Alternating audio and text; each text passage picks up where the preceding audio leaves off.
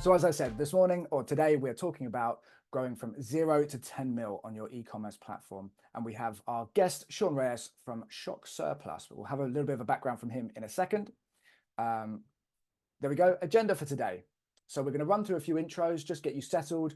As I said, grab a pen and paper, maybe a drink as well. We are going to have a coffee break about halfway through as we get to the end of the first discussion.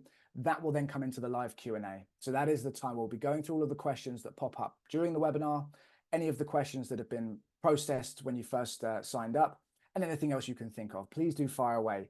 Nick and Sean are at your disposal for the next hour and 45 minutes. So please do make the most of it. If you'd like to join any more of our digital marketing webinars, and hello again to anybody that's come from a previous one, we do these monthly, and we have a different guest talking about a different area of growth within e-commerce. We've had some great guests so far. You can actually find some of the previous webinars that we've done on our YouTube channel. So please do go look for that. That will probably be under Winning with Shopify. There'll be some QR codes for that popping up as well soon. So do have your phone ready. There's plenty of QR codes to scan. If you'd like to sign up for the next webinar, please do scan that. I've got another one at the end as well. So don't rush if you haven't got your phone at hand. Oh, we've got some animations on this slide. If you do want a copy of the slides of the recording, this was the one that Nick was talking about.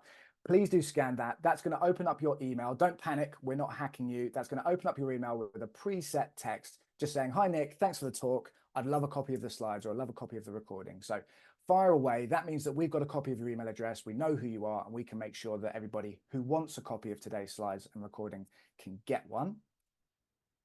Lovely. Right, let's get into it. So for those of you who don't know Nick, I would like to introduce you to Nick Truman. Nick, could you give us a bit of background about yourself?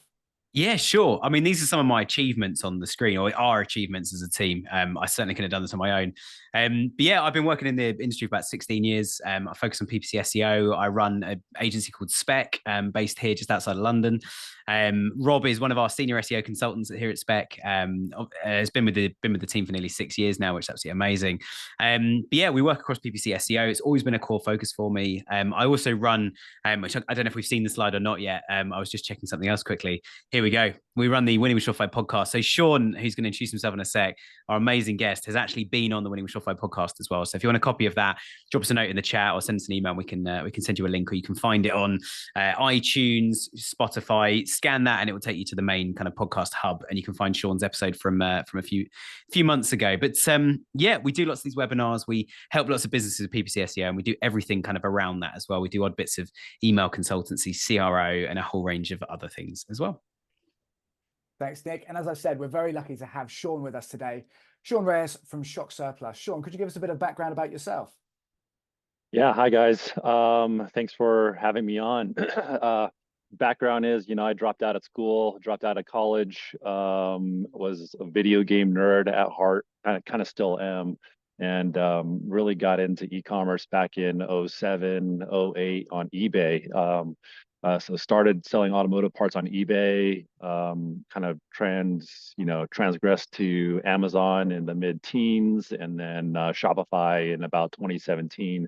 And so been, not a gearhead at all, but we sell tons and tons of automotive parts and performance suspension for the automotive segment here in the United States. Massive category. We really have found a lot of success in the past 5-6 years on the Shopify platform specifically. Shopify's really made it very easy to do the things back in 2010 that you just couldn't have dreamt of without like a team of developers to do a full custom build. So Shopify specifically has been a huge help for us because it's allowed us to keep the team small while doing a lot of these functions on the site. That's helped us, but really gained a lot of traction.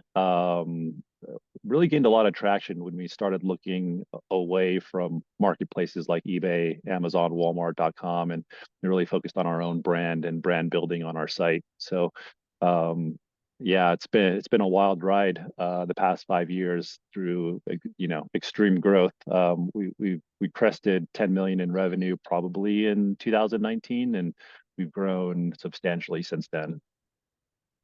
Oh, thanks, Sean. I mean, anybody that has listened to the podcast, it's fascinating. I've listened a few times, obviously being part of it. But yeah, really fascinating story. If you do want to hear more, then do go and check out the podcast. But obviously, we're going to hear some today as well, and we're going to be focusing more on what was that growth, what was happening there. Lovely. So I think we're almost ready to go. I see there's a few more people who have attended, so I'm just going to say it one more time. At the bottom of the screen, there's a Q&A feature. If you do have any questions, please do fire them in. If they're relevant to what we're talking about at that time, I will interject and try and get that question answered there and then. If not, please hold tight and we'll make sure it gets answered in the Q&A later on. Lovely. So let's get started. Over to you, Nick. Amazing. Thank you, Rob. And great to have you all tuned in. And thanks again for Sean for his time. Sean's not getting paid for this. He's just doing it because he loves hanging out with us, obviously. But also wants to help you guys. And I'm sure, Sean, over the years, you've watched lots of things like this to support you. So it's great to see you giving back as well. So exactly. Yeah, absolutely amazing. Let's go back to the beginning. You mentioned, I've written actually a couple of notes, things I didn't know that we didn't talk about, one of them being marketplaces, and we'll come on to that a little later. But so the business first started. Talk us through like the first kind of 90 days or so. Like what were the first few things you did? First order? How did things really start to get off the ground? Yeah, I mean, back in 2007, I found out about drop shipping through my stepdad, and I really was like just dumbfounded how easy the whole process was. I'm like, well, we really never have to touch the product, and this wasn't drop shipping wasn't even really a word back then, maybe. And so, we really grew an eBay business back then, still automotive parts, and it kind of exploded that business. But then that, went into the recession and the financial crisis. And so that really kind of decimated the business because my stepdad wasn't really the best with money and money management. And so he was in control of the business. And so through the next few years, I worked for another company, and always in the back of my mind, I was always thinking like time freedom is the most important thing for me, and money is just to support the time freedom. I've never really had a goal of being a millionaire or anything like that. I'm not, by the way, but so I always had the drop shipping thing in the back of my mind, or working remote. The 4-hour work week really just set me on the path of remote work and that kind of lifestyle. So in 2012, when I was working for the other business, I really was thinking I could make more drop shipping for sure than I can on my primary job. And so, in the background at night, I would just go home and list on eBay through my own brand, my own name, and just make bundled listings of product that I know customers would want. And our segment is a very technical segment, shock absorbers.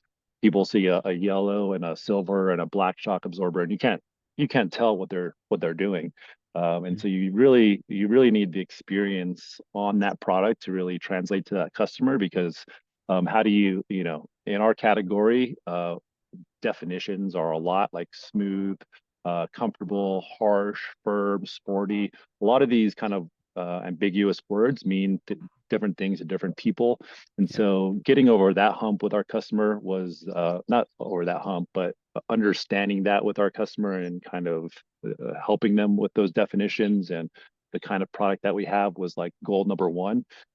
Goal number two is we have a very big aftermarket customization kind of vehicle situation here in the United States, where tons of customers, tons of people have modified vehicles. And so so the segment that I was addressing, these customers had no idea what they had when they're buying a second or third hand vehicle, modified suspension. And so I really just saw a massive opportunity to help out these people, these customers that needed guidance and education. Just education now in 2024 is really big in retail, right?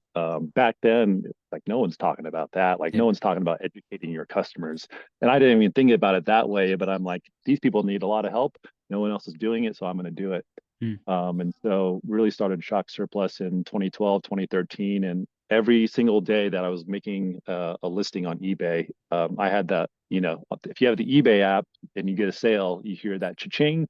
And so I'd be making a listing, and at night I'd hear the cha-ching and the cha-ching, and the next day the cha-ching. And so every listing I was making and every bundle I was doing for every vehicle was just like selling within 48 hours. And so that just creates like a an exciting flywheel of just like, well, I'm just going to keep making more. And so for Mm. literally months, just making listings, making listings, making listings. And the first month, like I quit my job in December, and in January I sold like $50,000 on eBay my first month, and I was like, this is awesome. And so it pretty much never stopped from there. It was Mm. always it started from there. And the first year we did, I think the first year we did like 500 grand on eBay. And so that was, I feel blessed that it was just there was no challenges getting started. I was in the industry for 5 or 6 years at that point, understanding the Mm. problems,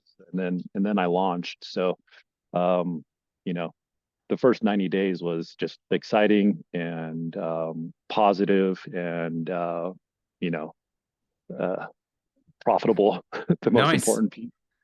Yeah, Yeah, absolutely. And I think, I mean, some people will be listening, being like, okay, this is a joke. Like, I have so many yeah, I challenges and know. all the stuff I'm I trying to line know. up. But I think you've obviously found a problem. You've highlighted the market to go after. You know Yeah, enough about the product that I imagine when you say like just making an eBay listing, lots of time and energy must have gone into just actually what you even write on that, which today is your yep, product listing, or PDP. We often call it in the marketing world, yeah, on Shopify itself. So like you must have had some of that technical knowledge to pull into it. It can't just have been like these are just three yeah. products and copy and paste the manufacturer's description, unless you're going to tell me otherwise. Yeah, that's another thing for the watchers here is like, Mm. we're a retailer then and now, so we're selling other products. We're not selling our own product. And one of the big things obviously now is don't use the manufacturer description and Yep. use your own description based on your own experience with the Mm. product, because then you're talking consumer to consumer. And so I was kind of technically a consumer using these products in my own vehicle. So understanding all the nuances Mm. from the base level. But yeah, Nice. Yeah. And I think it's music to our ears. I mentioned earlier, Rob sits in our SEO team as well. And like we do have some clients that are just think, okay, we've got 50,000 products here. And some of them even stock them all themselves. So they're not drop shipping like you guys were. They have the products themselves. But even still, it's like they've just pulled in like 50,000 product descriptions from the yeah, manufacturers. And one of the challenges we even had with a couple of clients is like the products will only be there for like a month and then they're sold. There's only one of them. Once it's gone, it's gone. One of our clients mm, even had that as a tagline: when it's gone, it's gone. And so yeah, there was an element on SEO of like, how much energy do we really want to put into this thing? But I think you obviously hit the nail on the head very, very early on, and did, as you say, 500 grand on 500,000 on eBay in the first year. How did yeah. you then grow from that? Like, what year did you then start to do direct to consumer through Shopify as opposed to through eBay as a marketplace?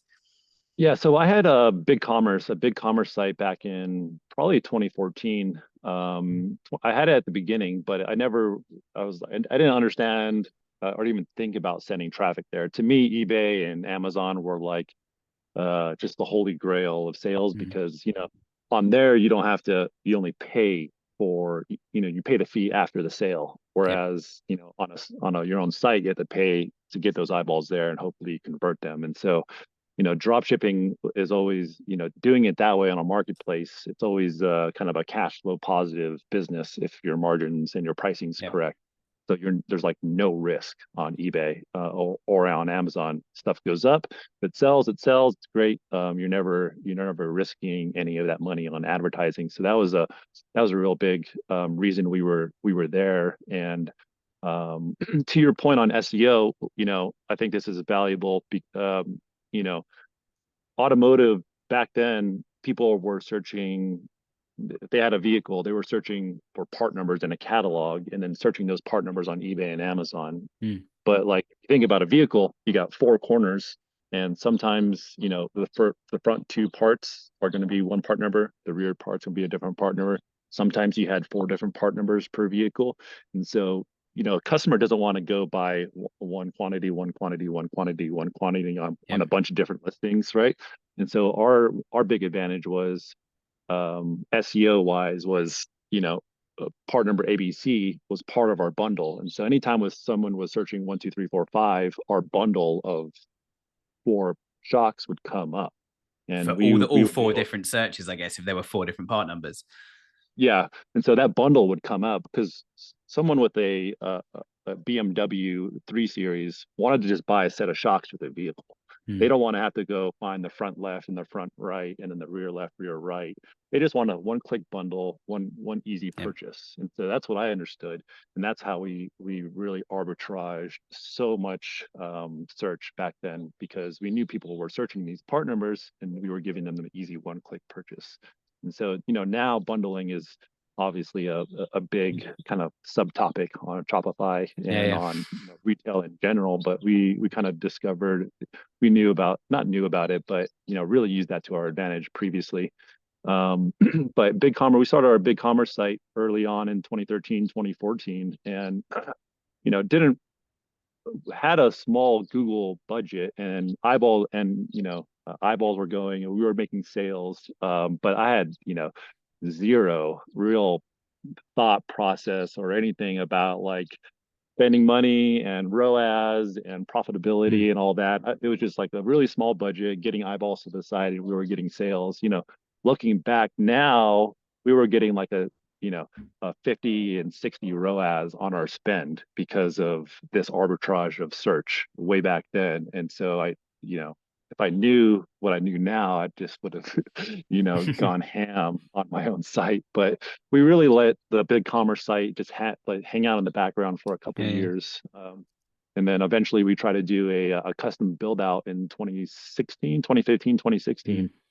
And we were really trying to get kind of, I maybe say too fancy. I was really trying to make the best site I can make, help out that customer. Do you want, all sorts of just trick functionality. And after a year and a half of development, the developers couldn't deliver. We had a site that really torpedoed our Black Friday of 2016.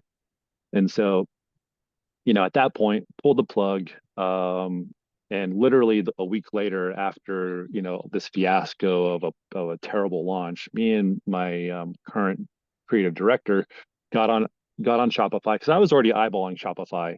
My team was like, "Oh, we're just gonna refire up the BigCommerce site," and I was like, "No, I think we're gonna go to Shopify, because with all things tech, the newer platform, the newer technology is always going to be faster. It's always going to be more customizable. It's always going to be just better." And so Shopify was kind of that for us in 2017. And so we started our Shopify site and launched it within, we were designed and launched within, I don't know, 25 days. So yeah.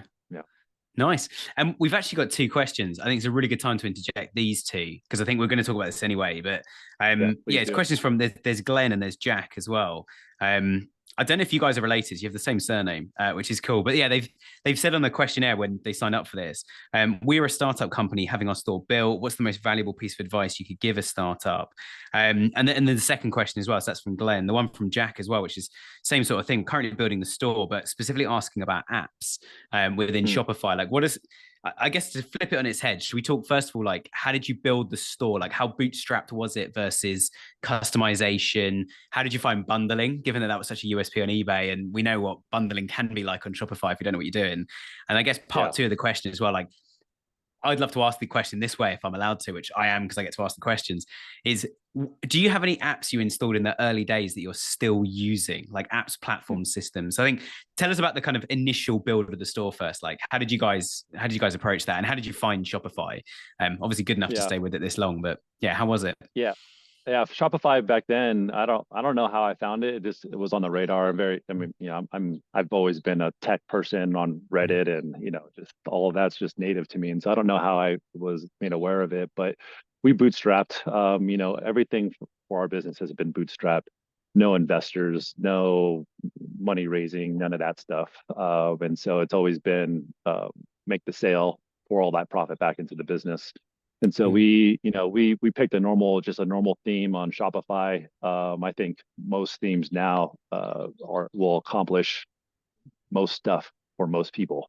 Because I've looked into just rebuilding other brand names. I'm like, we'll just use that theme and it's fine. I think we really get way too caught up in customization. And as designers, as product people, as engineers, we really want to like craft like this really trick experience for the customer. And I think sometimes that like maybe we go too far. I know we've gone too far sometimes, and like overcomplicate things. Yeah. And so we, for the bundling side of things, we bundling has just been, that's just a native thing for us. It's not like we're making product, oh, let's also make the bundles. Bundles are the default for us, Mm. because that's our advantage, that's the arbitrage. And also there's also like almost a legality arbitrage there, meaning minimum advertised pricing. I don't know if you guys have that in the UK and in the EU, but over here Yeah. in the United States, we have minimum advertised pricing. But on bundles, if you have $50, if you have 4 products at $50, that would equal $200. On a bundle, you could price that at 190, and all of the brands don't really care. And so there's a pricing arbitrage there when you bundle. And so that was also another reason why we were able to kind of grow substantially versus a lot of the current sellers in the market. So speaking of bundling, we've been using an app called Bold Product Options from almost the very beginning, and that just allows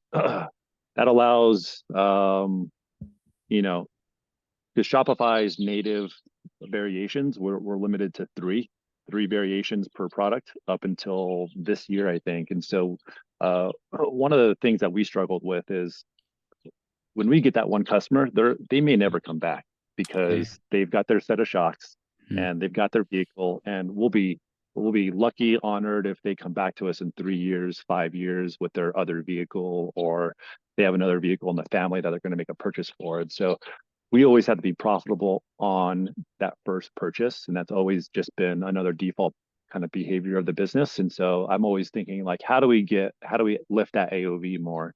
And nowadays the whole AOV and LTV thing it's a big topic. I was thinking about this years ago, where I'm like, we need to get that customer, because I know if they're buying shocks, they're probably buying other maintenance items on the vehicle, or they're maybe doing this other, thing. And so we use Bold Product Options to make conditional logic. If they're purchasing this, then also what about this? If you do purchase that, then maybe think about this. And so it's kind of a conditional logic on that PDP.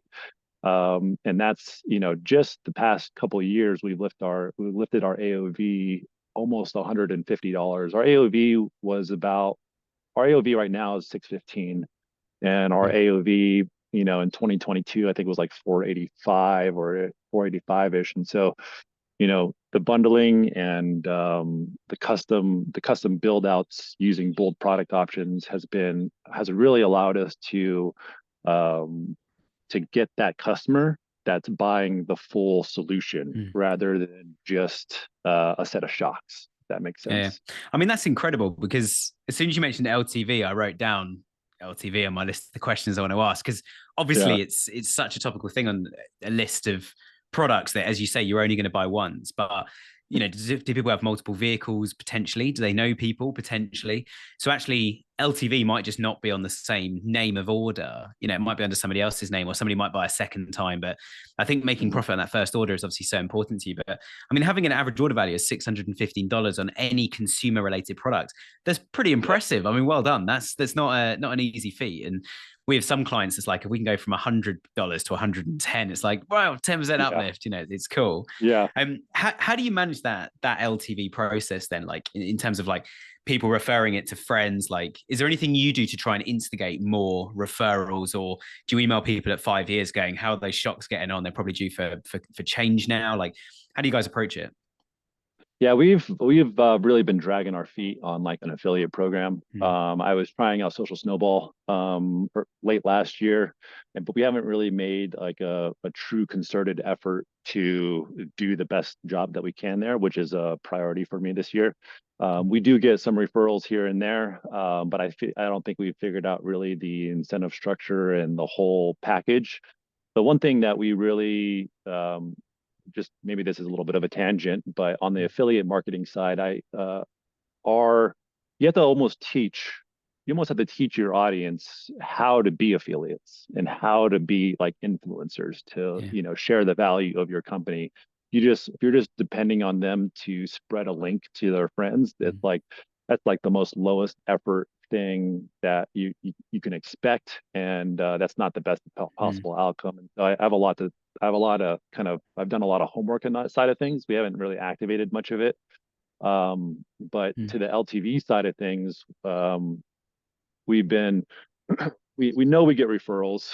We see it all day long in our comment section, but a lot of the high end product that we have is serviceable. So think about, a set of performance shock absorbers. In 2 or 3 years, they're going to need some actual service, meaning we take them apart, rebuild them, refresh them, and it's like a brand new set of shocks for you. And so one of the big programs we've been doing over the past couple of years is, that person buys a $2,000 set of shock absorbers. They get put into an email flow, and in 2 years, 3 years, they start seeing an email of like, keep an eye on your shocks, send them in for service, that kind of thing. And so that's one piece of the LTV puzzle, because now that customer, they spent $2,000 with us. Now in a couple of years, they'll spend $800 with us, and hopefully we just keep that customer experience positive enough to where they're the word of mouth brings in their friends. The other LTV aspect is emails have been our biggest win on lifting LTV, because we get so much bottom of funnel traffic, Google Shopping, and most of this business was built on Google Shopping, so people were ready to convert. Our average conversion window is like 3 days, and so that cash cycle and that kind of money into Google, money out at the end was pretty fast. And so those people are price shoppers. Those people are just like, I need it now, and they don't really maybe know about our brand or know about our full offering. And so when those customers buy, they now get a win back email or a follow-up email saying, oh, we also have this that you maybe didn't know we have, but check out these other products that you're probably going to be needing soon, or maybe you were already thinking about it, but here's a deal on them. And so that's when you on Shopify's new like cohort analysis, you can clearly see for us like over the past like 2 years how much that like has start bringing back return customers. I love that report. The customer cohort analysis is cool. Sorry. Our return customer rate, rate went from 6% 2 years ago and up to 17%. I looked yesterday on a trailing 90-day, so we've almost tripled it in 2 years just through focused like email effort. Which again is incredible, and I love the fact you said like we're not trying to do everything. We've not looked at affiliates yet. We're kind of referrals and refer a friend and stuff like that, which a lot of sites do. I love the fact you've almost kind of pinpointed like one thing at a time and gone really, really heavy and hard into that to go, we need to make this thing work. I guess to go on, I mean, you mentioned about going on a tangent. I'm going to go on a slight tangent now. And this is something that some of our clients are really good at. Some of them aren't so good at. And certainly some of the guests we've had on the podcast have been almost like either side of this thing, and it's testing. How do you guys approach testing in the sense that some brands we work with are like, oh no, we don't want to test that, or we did it once and it failed. And we're like, come on, like we've got so much data now. Now we know how to like have a much better go at it, and let's keep going until it works. How do you guys approach that? Like using email as an example. I mean, how did you guys evolve email? How did you approach the sort of, we know it's going to fail initially, or it's not going to work as well as it can, or we know it's broken at the moment as far as we're concerned, like it's not as successful as we want? Yeah, the email thing, I don't even know how I got started, but I built out our like an email flow like myself to understand like the just the drip campaign, the welcome series, and like because we always had we have a lot of content on our site, and so I'm like, how do we get this content in front of people? That's always that's the biggest thing, content distribution. And so right now we're approaching 500,000 visitors a month, and our welcome series produces a lot of stuff for us. But back then it was like all strictly educational for us. It was like, do people need to know these very baseline level things? And so I built out the email system myself, and then hired an agency to kind of scale the approach. As far as testing goes, we've done testing in terms of, I always thought like the lifestyle side of things. So like vehicles doing fun things, vehicles in the dirt, kicking up dust, or on the racetrack, and Yep. like the lifestyle behind the thing. Which are much But more fun to shoot as well, like it than is. sort of chucking a vehicle in the studio. But we found very clear winners that on emails, product shots, like product on the vehicle are the best performers, like by a huge margin. And so that's one of the things we've tested. Animate like small animated graphics on that header image also have worked really well for us. That the whole all text email that being tested, that's actually been working really well for us on promotional basis, but not on welcome series. Like we our hypothesis is that like on a welcome series or an exit intent, like people, it's like kind of an invitation to like discover more about the brand. And so imagery, colors, design, and like that kind of establishes brand, I guess, brand for us. Whereas on promotional emails, the all text thing is very much just like, get straight to the point. Here's what we're doing. Here's the link. Kind of like, I maybe that's just like a hypothesis, but we've done a lot of testing. We've done A/B testing on the site as well in terms of size and color of the price and position of the add to cart. The sticky add to cart thing has been a real big winner for us the past couple months. And I don't know, I could go on and on about testing because we've done a lot. No, it's good. And I think the important message for anyone listening, especially I can see at least one, maybe two of our clients in here. We need to be testing stuff, guys. And I think the proof's in the pudding. Like on the flip side, though, we do have some clients we work on SEO with who say, we're not going to test that until we've done a CRO test first. So we'll make the change in an environment that Google can't see, send 30% of our traffic and see the new version. We'll see what happens to conversion rate. And I get that. But then there's also this frustration of going like, Google's made a change. We need to make a change. Like, just get on with it. It's going to be better. So even if conversion drops like 0.1%, if our traffic goes up by double, like we're cool. We're chill. We've made so much more money. But yeah, I'm guilty. I love I'm gonna interject because I am guilty of just making the call. And right. I would say 90% of me is let's use the data to make informed decisions. 10% of me is like, F that. Me as a consumer wants to see that, so we're just going to make that change. And because I'm building my site, like I really go into my use. If you're someone in the market and you have a lot of intuition about where the market's going, what your customer needs, that kind of thing, like, and you want to make that decision, you want to make that change on that PDP or on whatever, just because you feel like it's going to provide a lot of value, like I'm giving you permission to just do it and tell the team like test it afterwards. There's a lot of places for the A/B test and design and all that stuff, but there's also like the intuition of knowing that like we are missing a key piece of the experience. Let's just do it, because a lot of people on the team might feel the same way. Just a little bit of a tidbit there.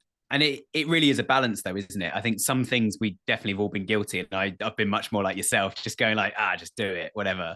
But we have spent a lot of time talking to clients saying like, I know you want that, or you would never click on this button, but your customers will and do, or like your customers are already asking for it, or using like a Hotjar or Microsoft Clarity, you can actually see where people have clicked on the page and go, people are trying to click this thing, just make it clickable. Like I remember on one site, there was something we saw, it looked like people were trying to add to basket, but it didn't say add to basket. It was like a kind of heading with a background on it. So like, get this now. And customers, everyone was looking at it on desktop going, it's full width, it's massive.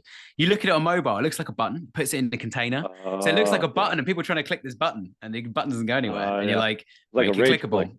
Rage clicking is, Kieran from our team, I don't know if you're tuning in, Kieran, but Kieran calls it rage clicking when it's at Microsoft Clarity reports. And he loves finding a rage click because he's like, people are trying to do something and they can't do it because it's not available right now. But so I think the conclusion on this, I think we've got to be really real about like some things we should just do because we're adding more information. It's not intrusive on the actual buying journey. It's better information. We should definitely just add it and just, we don't need to test and monitor that. Other things, actually, it's like, okay, we want to make the button a bit smaller. The nervousness of doing that is less people might see it, less people might use it. Or we want to make it sticky. We know it's going to work better, but we want to know how much better to then decide in the future, like how sticky do we make it? How bright do we make the color on it and all this sort of stuff? And I think it's fascinating. You could spend hours reading the data, but the point I We often make is what if you monitor the wrong thing? That's always the thing. And go, this has been a failure when actually it's been a success, but people are buying a different product to the one that you're monitoring right now.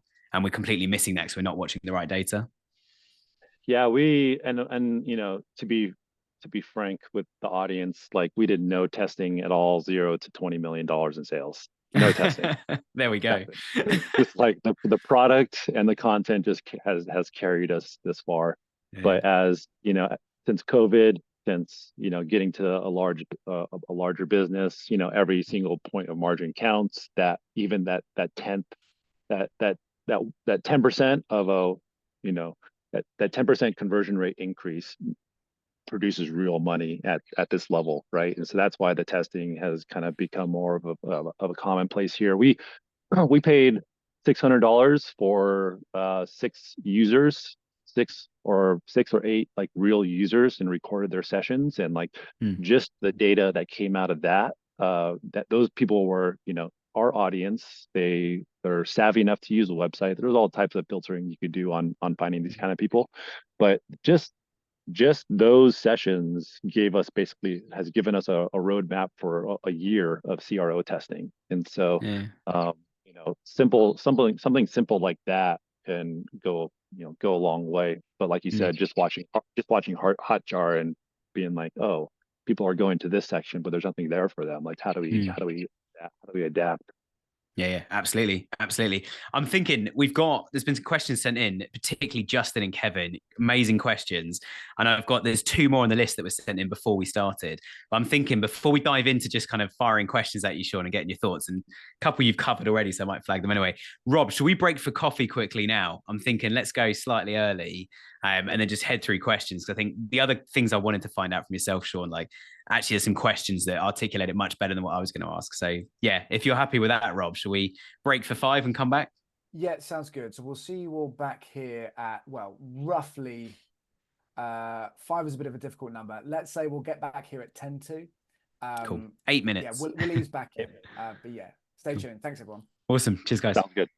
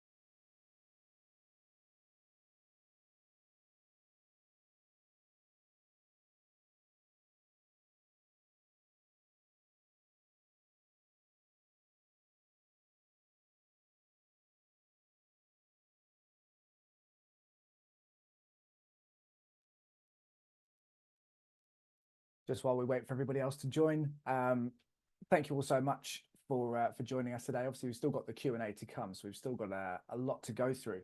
But yeah, just while we wait for everybody to come in, saw something really interesting on Reddit. I think it was launched yesterday. If you go and search SEO on Reddit at the moment and look for the most engaged post, there was a leak from Google regarding SEO. And it relates to things that they've always told us in the past that aren't ranking factors with SEO that actually are. They actually are things that Google are looking at. One of them was domain authority. I think anybody that actually knows SEO probably had it in the back of their mind that these probably are things that Google are looking at, even though we're told otherwise. But Yeah, still, if you yeah, go on. yeah, if I never anything Google says, I'm like, do the opposite. Yeah. Yeah, do the opposite. Yeah, I think Hey, anyone that's in SEO, they kind of, if you've got a bit of knowledge about it, you can kind of paint a picture of what it is that you're trying to, what you need to do to achieve good results through SEO. So it was a bit of a, I don't know, a nod to those that do SEO to say we were doing the right thing. We knew to sort of take it with a pinch yeah. of salt, I think is the phrase.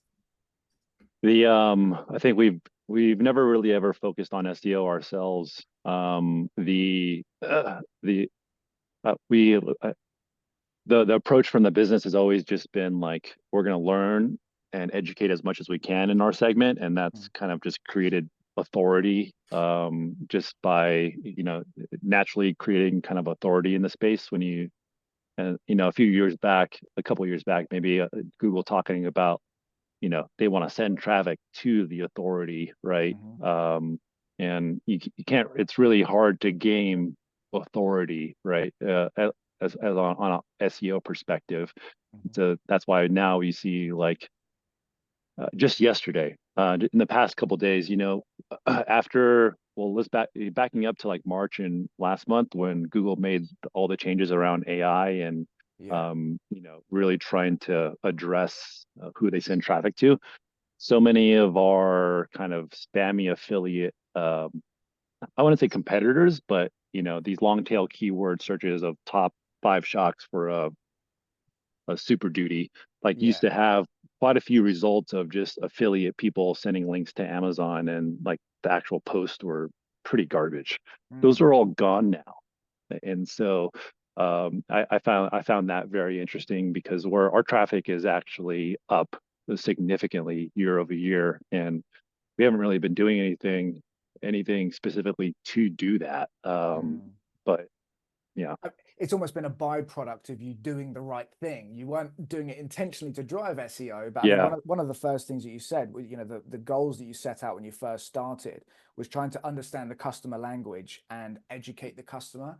And I think, that is a vital part of SEO. That's what we try to do through content. We try to find their pain points or what it is that's good, trying to talk about the issue as well as the solution. And I think trying to find the right language and things like that, it is all what forms SEO. So that's cool to hear that you sort of hit those goals without trying. So I think that sort of resonated a bit throughout today's webinar.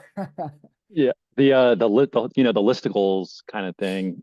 We have, I want to say we've gamed it, but we've leaned into that. But we've leaned into it with like with the authoritative perspective there of like all these top 5. We've ran all of them. Here's the individual YouTube videos for that.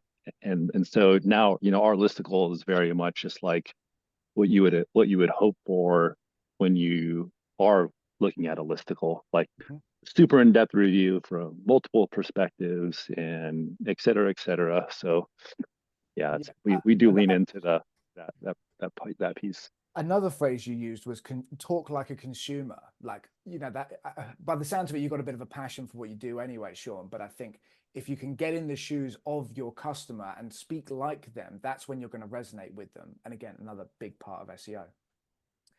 Cool. Let's get on with some questions. So thank you everybody that sent questions through. And we've got a list of the ones that you sent through when you first signed up.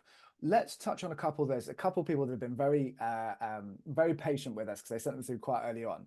There was one regarding the AOV topic. So we're talking about average order value. And they said, what would you recommend if you sell a very basic and small product right now they can only imagine raising their AOV to, maybe 25 euros max, or, $25 max. So what would you suggest for somebody that has sort of smaller products? Honestly, I don't have a lot of perspective on the smaller products. I do only not from a seller perspective, from a buyer's perspective, I do. And what I see that works on me, and what I've seen from other, big sellers of bigger brands is during the checkout, giving giving a discount on another item. So you're buying that $25 whatever. During checkout, you have the ability to buy another one at 25% off or even 50% off, depending on your product. So now you're getting two for the price of, uh, one and a half, I guess. So Yeah. I know that that has worked out tremendously well. The whole I've seen a number of nine-figure brands doing it now, where like getting thresholds. So in the cart, you see the line, you know hitting $25, you get a certain gift. Hitting $50, now you get expedited shipping. Hitting $100, now you get this whatever. I know those have worked on me for sure. And listening to other kind of nine-figure brands, that's also how they're lifting AOV and getting higher attachment rates. On a lower end product, I think it's back to the bundling. Finding a complementary product to yours. Maybe if it's not even your brand, but maybe it's an extremely popular lip balm or some kind of, you're selling, I don't know, if you're selling sunscreen, put and like that's put some lip balm in a bundle next to it or something. Some form of very easy, very obvious attachment thing. Where that's where you need, if you know the customer and if you are your own customer, you're like, what else am I using with this product? Where am I going with this product? Like, what am I doing with this product? And then find something else. Like, you're selling a flannel, also sell a really nice undershirt to go along with it. I don't know, just like off the top of my head, how I would do it. Yeah, I completely get I that. I had quite a good example of this the other day, Rob, where yeah, you basically you add the product to cart, and because it was a consumable product, it had a flavor because you actually eat or drink the thing, and because it had a flavor, it then said like click here for a single. I think it was like a protein shake where like you get 100 protein shakes within the main pack. But we're going to give you 3 free protein shakes, just single sachets, one of each of 3 different flavors, and these are one of your Yeah, best-selling flavors. They're never going to they're never going to give you a free one for a cheaper flavor, but they're always going to give you a more expensive flavor because you now want to go and buy the more expensive one next time. Plus, we know exactly when it's going to run out because we've told you have one of these things a day and there's 30 of them. So we know in 30 days you would have tried the 3 new ones and run out. So then the email game becomes quite simple. But I think that, like you say, Sean, it is a real challenge at the lower end, I think, because you're trying to break somebody out of spending $20 or $30 on a product to now spending like $50 to $100 on an order of multiple products. It's certainly not easy. yeah, But yeah, the number, I just echo exactly what you said on like ask your customers what they use the product for. And then you'll go, okay, this is what they're using it for, when they're using it, how they're using it. Therefore, there's some natural stuff that connects into what they're doing in the same moment. yeah. The lower end stuff, the lower end is just like, man, that is just so hard to get a customer, and that's where like you really have to have a very unique or very good creative team, or just someone that's a natural at TikTok or Instagram Reels, really driving traffic to those pages, because going to Google or going to Facebook to try to acquire those customers is almost too expensive. And that's when you get into the model of like, we're not making money on that first purchase, we're making money on that subscription, or we're making money on them coming back and hopefully being, a customer for the next couple of years. And so, yeah, there's, that's just one piece of advice. Other piece of advice is how do you double the price of your product? How do you make just a far superior version of your product for a lot more money, and go after the top 10% of buyers rather than the bottom 50% of buyers?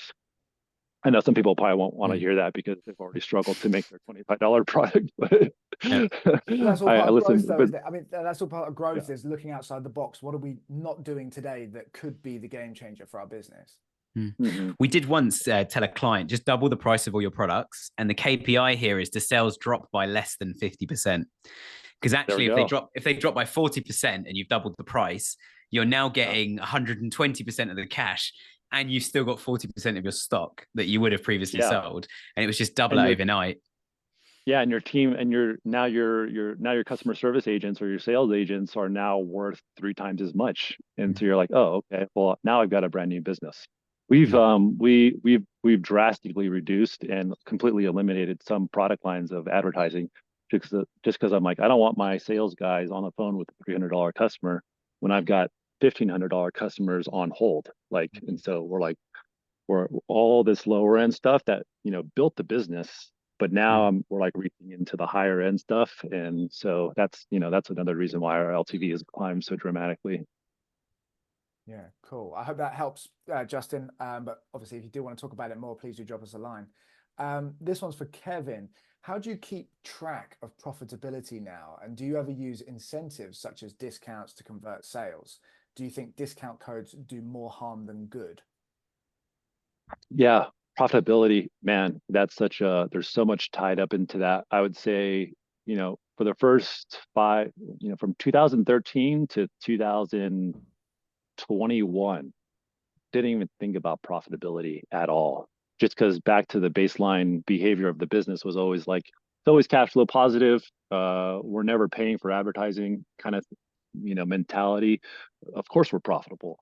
And come COVID, price changes, all of that stuff, we've really, I've learned more about finance of this business and accounting of this business in the last, 1 year than I ever have in my entire life. And so I think, keeping an eye on the numbers is you will thank yourself 5 years from now if you do that today, and understanding everything that goes into your product and what your net looks like at the end of the day with everything, even on a customer acquisition cost basis. Like, I didn't even think about this until a few months back, when Alex Hermosi mentioned it, which is like, in platform, your CAC might be $25.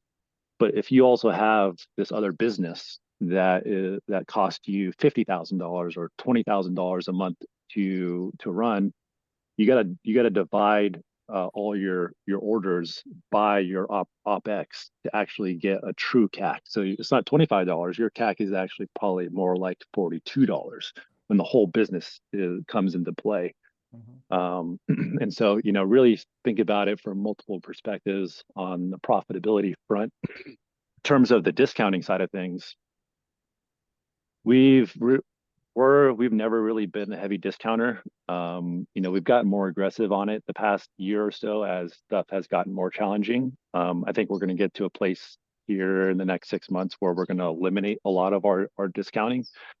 But we really do a tiered. The thing that's worked for us so well is a tiered discount, and especially because it's a little bit clickbaity, I'll admit, but it's produced real serious numbers for us, which is like up to $150 off, or up to $200 off on a sale. And so through that tier, we have a tier of $25 off, $50 off, 100, $200 off, depending on how much you spend.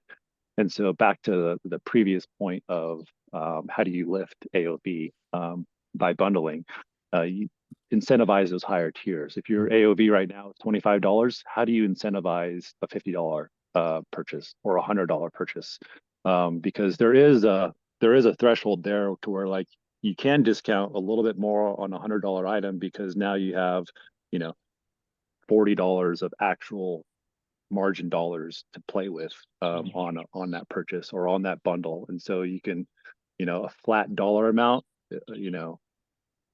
I don't really know specifically how to describe it, but you see $20 off or you see 5% off, most customers are going to activate on that $20, right? And so you got to find that balance in your business where what feels bigger to the customer. Is it 15% off, or is it $25 off? And for us, because we have our margins are extremely thin and razor thin on retail, 5% off, like customers think that's a joke.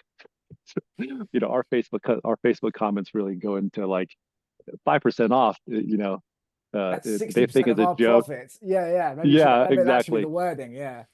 Yeah, but then when they see $50 off, they're like, "Oh, let me check this out," and they realize it's on a $500 and up product or whatever. However you design that, the discounting thing, percentage versus flat dollars. I don't know.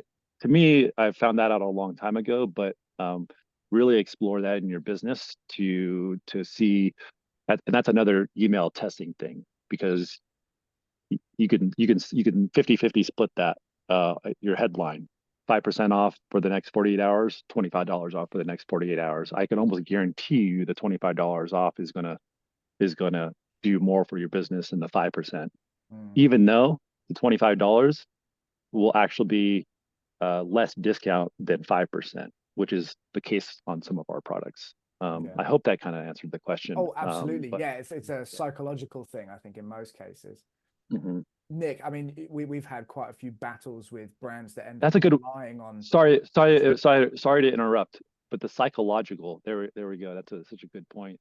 The psychological um, perspective on marketing is almost stronger than like the logical perspective, if that Oh yeah, makes sense. Yeah. it's an emotional I, moment buying a product. Yep. Yeah. Yeah. So just like the change of a flat dollar amount versus a percentage, that's like a psychological trick that marketers use on customers. And so there's a lot of different things like that where like you wouldn't expect it, but then if you think about it, you're like, oh yeah. So, really look for how you can use those kind of, I hate to call them tricks, but it's They are marketing, right? marketing tricks. Yeah, that Yeah, is marketing. yeah. Yeah. Yeah, absolutely. Marketing and user experience is all psychological.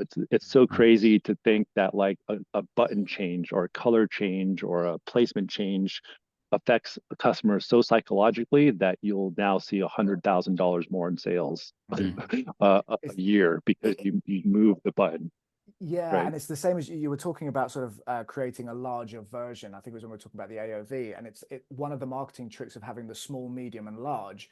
You're more drawn towards the medium because you think you're getting better value for money, but actually the medium was the base anyway. So if you look at it, I mean, there's more to it. I'm sure a lot of people know that anyway. But yeah, Nick, I was just going Yeah. to say, in terms of discount codes doing more harm than good, obviously we've had quite a few battles with brands that end up relying on discounts. What are your thoughts on that? Yeah, absolutely. One we won't name because I know someone who used to work there is sitting in the attendee list right now. Um, there was one where we went really early for Black Friday. October last year, we started running an early Black Friday sale, record months, record numbers. It was incredible. And then we got to the November and we're like, hang on a minute, actual Black Friday is coming. What do we do now? And we said, like, just take it off discount and we'll just blast it at the same level of discount just for the weekend and nothing else. And then we never discount again. Like, we've gone early, it was too much. We advised against doing October because we thought it was going to devalue the brand. The whole of November, they stayed on sale, second month. And then it was Christmas. So they stayed on sale again. So the holiday season, they were on sale again. 3 months solid. January, we could not, for the life nor money nor investment in Google ads, Facebook ads, product, emails, celebrity endorsements. We couldn't sell product. Like, it was, stuff was still being shipped, but our conversion rate was like 0.2 instead of like 2. Like, it was Yeah. scary. And yeah, just the October whole was business. Yeah, September, October last year was a bloodbath. And I think it's, for us at least, not a bloodbath, but it was tough because we ran a Labor Day sale. And just for the audience and how you really think about, all these, you hear all the funnel talk now, fill your funnels and use these sale periods to kind of collapse those and convert the entire funnel. So, with my marketing team, we talk about this a lot. Where like, we have carbs. We have carbs, proteins, fats. Carbs are like the bottom of funnel. We know they're going to convert, and that's all for like reserves. And if we have to really hit some numbers, so that could be your impulse buys on your site. Like, you know that everyone wants them and buys them, and if you make a sale, they're going to move tons. But we really don't try to rely on those, and so we really try to keep the funnel filled in case we do need to run a sale, because like we all, things get tough. Times do get tough. And so if you have that ability to run a sale, run a discount, to hit some numbers, hit some cash flow constraints, then like you want a funnel. You want a funnel to be able to do that. But like you said, you do it too much, your conversion rates all just completely collapse, because that customer is waiting for that sale to activate. And we managed to hold our nerve this year. Like, we haven't, apart from just the end of line stuff where it's like we've only got 3 of each size left, like buy what you want. We managed to hold our nerve, and by March conversion rates were back up. We're starting to scale again, got good budgets coming in. And now the client's not focused on doing any discounts, basically. And we've had several conversations about, like, can we talk about Black Friday? And they're like, it's March. Why are we talking about Black Friday? Like, and stuff's good again. It's like, because I want to keep it that way. So we've done that. I want to, if it's all right, Rob, I really want to do a complete gear change. I'm just looking at some of the questions that we didn't get a chance to go through, and because we kind of touched on this one earlier, and it's a question from Yagna, and I can see you're in the attendee list as well. Another reason I just thought it was worth reading out while you're here. I mentioned this to you, Sean, before we started recording and let everybody else in. But yeah, this person's asking a question really about, like, how much do you mentioned earlier about Shopify using a predefined template when you first launched the thing, and it kind of relates to all of this around the psychology of customers, how they shop. Obviously, all of that comes from how we build our sites and what we put on the site. What's your experience in, like, the difference? And I'm going to summarize your question, Yagna, here, but the difference between, like, just using a template off the shelf and getting something going versus doing the complete custom development, which you did prior to that. And I know Shopify and the theme was better. Have you almost found like a hybrid model since? Has anything changed since you grabbed that off the shelf template, or have you stuck to templates ever since? We were on the off the shelf template, and we were at, this was in 2021, 2020, 2021, and naturally COVID money, skewed conversion rates heavily back then. But we paid an exorbitant amount for a custom build out on Shopify when they released to the 2.0 temp or infrastructure. We got a custom build out that cost us too much money, 6 figures and more, and really it launched with a conversion rate almost I'd say 75% or half of the old templated site.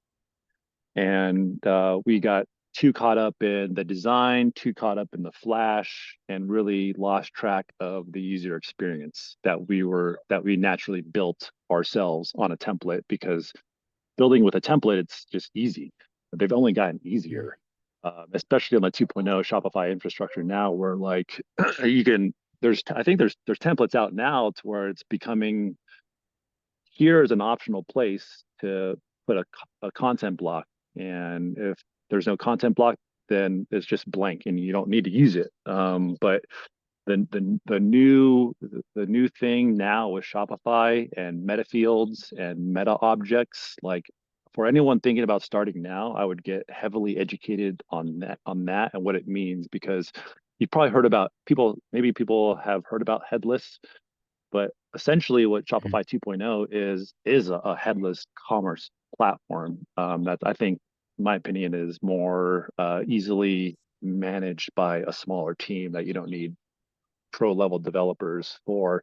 And so templates are going to get it done for most people. I can't, especially if you're starting out, if you're, no offense, but if you're asking the question on going full custom or template, just go with template, because you probably don't have a big enough business to even warrant a custom user experience. Yep. And that's even coming from, we do multiple 8 figures, and I would say with confidence that our thing can exist on a templated theme. We've thought about going back to a templated theme just because of some of the janky customization that occurred on our build out. If that makes sense.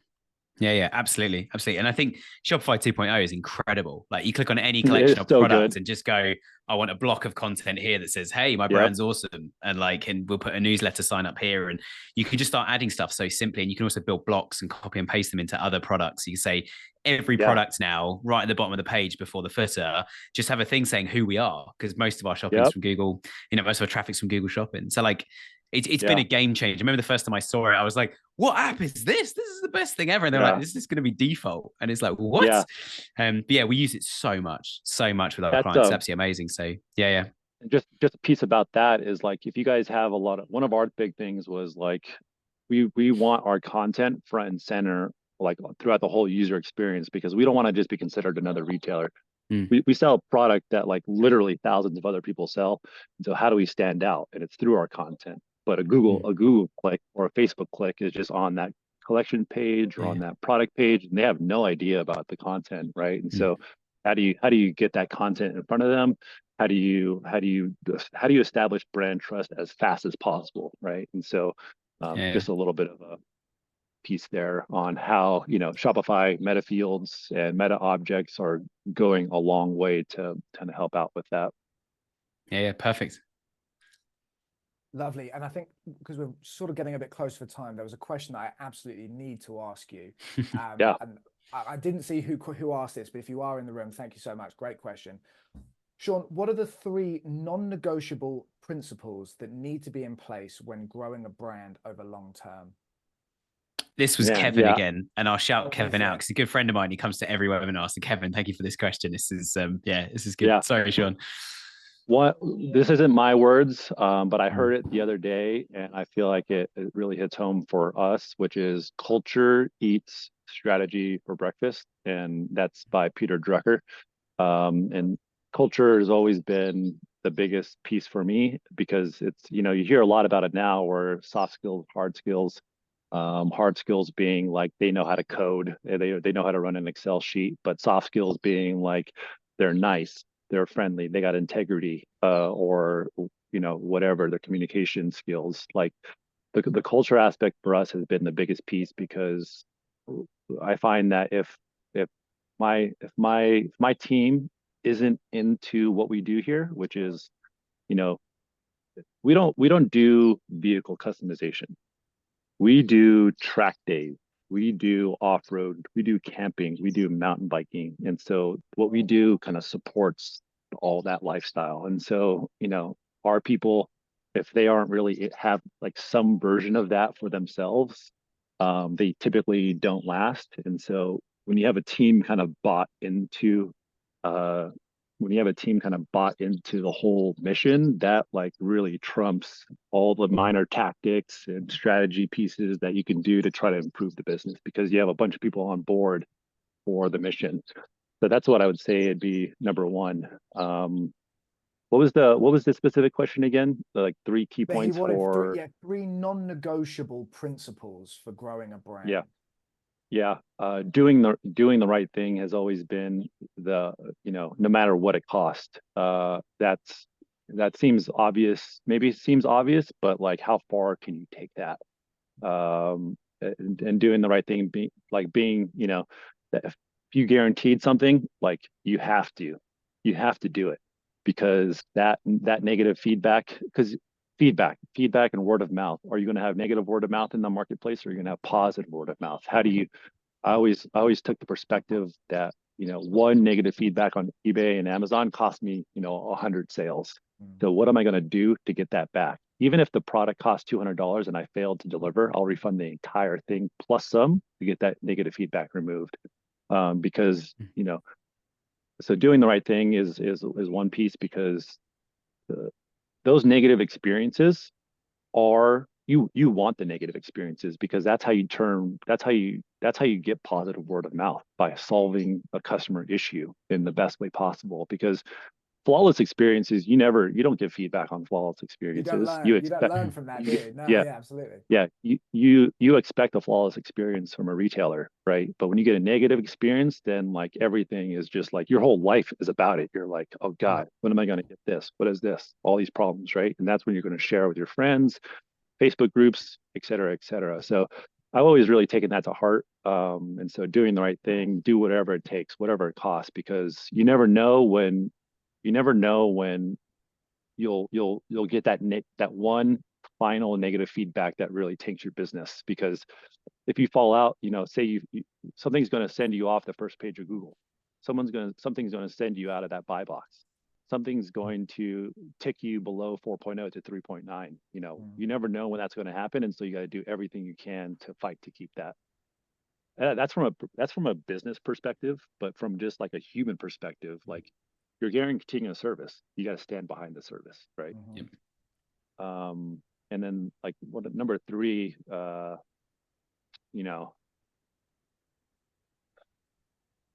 don't know. I think about I think about the two very big ones, definitely. If you don't have a third, we won't hold it against you.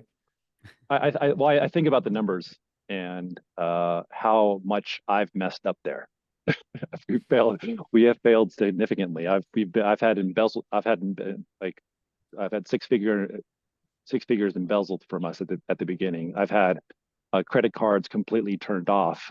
We've had balances called because I think the numbers are one way and they're not that way. And just trusting other people with the money is a really hard thing in business. And if you don't want to do that, you got to find that partner that will, and find that partner that you trust, and just really keep a keen eye on that, because that just that baseline standard understanding of your business on the P&L and the balance sheet, that's growing a business. We found I never started out to grow a 8-figure business or anything like that. We found ourselves here kind of by accident. And so it's a lot different to build with an 8-figure business in mind from the beginning versus ending up there, because the structure of the business really makes a huge difference. Product margin and margin percentage at $7 million is a lot different than $22 million or whatever, and so really, plan, understand your growth strategy, understanding the margin to get from point A to point B. Like all these things make a huge difference, especially if you're bootstrapping. You got no investors. It's just, I can't say enough about it, just because I've learned so many hard lessons in the past years. Yeah. When you went through those 3 points, Sean, two things were going through my head. One was a slight set of PTSD, like, oh my gosh, I've been there on all of them, especially the culture one. I think any business owner who's hired people has learned their lesson on culture. And Rob especially has been here long enough to have walked through a few battles with me. A mixture of that and a mixture of like, I really support that, actually, especially the one on figures. I think it's so easy sometimes to look at your bank balance and go, wow, we got loads of money. And 2 bills later, 24 hours goes by and you're like, I'm bankrupt. There's absolutely nothing. But finding the right people. And the only thing I'd add to just the people bit, and I think this is just business wide, not just e-commerce, is systems. Like I used to get out of bed and hate the idea of bureaucracy, systems, being stuck in a process. I now find freedom in process and system. And it's like, as long as I know that the report that I'm getting from my financial advisor or director or whatever, as long as that's set out the way I need it for the reasons I need it. And over time you start to learn, okay, if that number changes, that's what this means across the board. Like, because sometimes like you look at profit and you're like, we got loads of profit.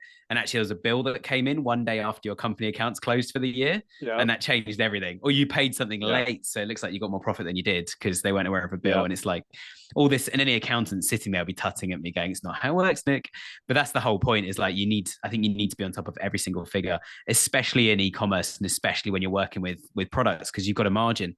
You've got to make sure that margin is met, that it's as profitable as possible. And it's always the thing, isn't it? Like Amazon and eBay probably felt really easy, whereas selling direct makes you more profit, but it's harder. And it's like, there's no such thing as a free lunch, they say. You got to work at these things. Yeah, and profitability on the P&L doesn't actually always translate to positive cash flow at the end of the month either.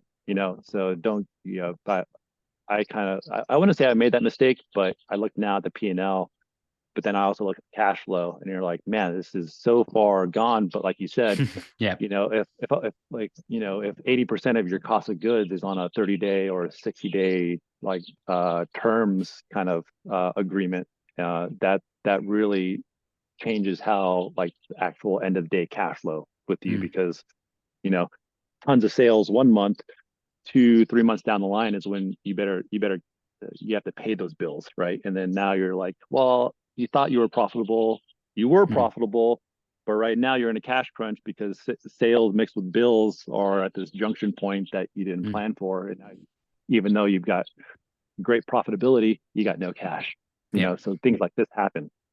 Yeah. And then you think back to the holiday you're on 2 weeks ago that cost too much. And it's, I've certainly had moments like that where it's like, you're in a catch 22, like, I need a break, but I can't afford it. And it's like, But what you're talking about earlier too, about funnels and thinking about Black Friday now, as marketers, we're thinking, how do we fill the funnels right now profitably for those customers to convert in 5 or 6 months, right? Because we do it now, we invest now, but that sale in 6 months is going to be a lot cheaper for us, and that makes a really big difference.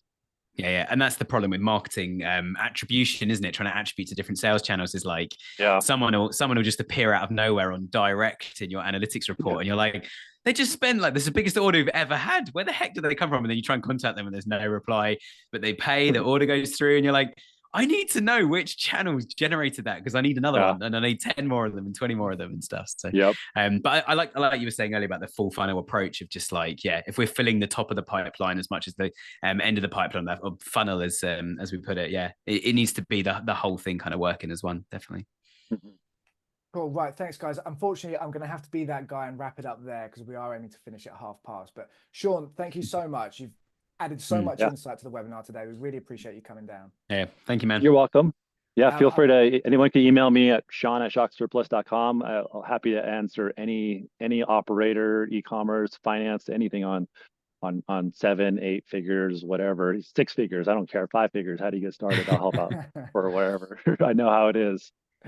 Cool. Really appreciate that. And as we said at the beginning, if anybody wants a copy of the recording, I have actually put the slides, but there weren't many slides today anyway. But if you do want a copy, please do scan that. That's going to open up an email directly to Nick, and you can request a copy of the recording, or maybe you want to request a copy of Sean's email.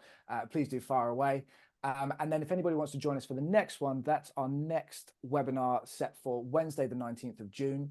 If you scan that QR code, that's going to take you to the Eventbrite page where you can start signing up. Really looking forward to that. That's a guy called James, formerly of Tesco, TM Lewin, M&S, Bowden, lots of different names. And we're talking about conversion rate optimization, which we touched on a little bit today as well with Sean. But looking forward to that one as well. So thank you everyone so much for joining us today. Thank you again, Nick, as always, and look forward to seeing you all on the next one.